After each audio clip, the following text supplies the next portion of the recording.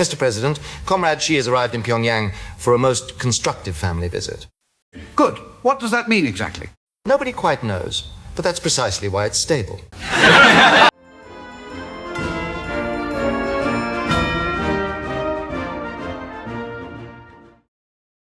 Today, Chinese President Xi Jinping arrived in Pyongyang for his first visit in 7 years.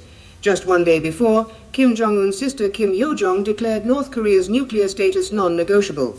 Meanwhile, Kim inspected new uranium enrichment facilities and ordered a 2.5-fold increase in missile production. Humphrey, explain this to me like I'm 5.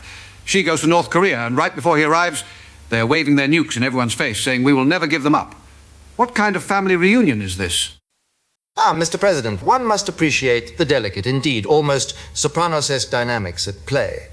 China is Tony Soprano, the weary but responsible head of the family. North Korea is Christopher, wildly impulsive, heavily dependent on the family's resources, yet insistently clutching his gun collection. Tony cannot let Christopher collapse, for that would expose the entire family's flank to the Americans and their South Korean associates.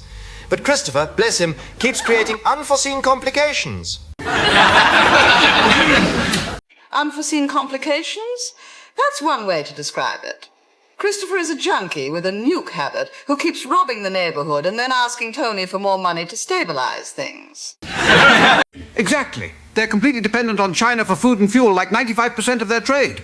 Without China's nutrition tube, they'd have another arduous March famine in weeks. So they're not really allies, more like a reluctant crime family.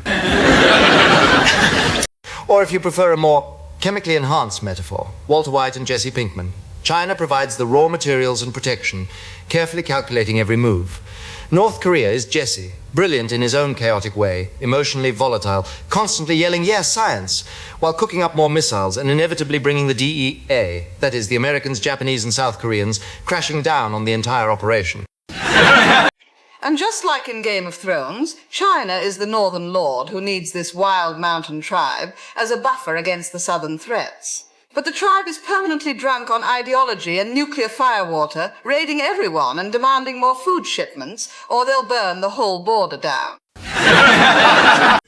So Tony Xi flies in, gives Christopher Kim another bag of cash, food and some fuel, tells him behave, takes a few nice photos for the family album, and then flies home, knowing full well Christopher will start shooting missiles again in 3 weeks. Mr. President, one does not control Christopher. One merely manages the relationship. After all, family loyalty, especially the kind forged in the blood of the Korean War, must be maintained.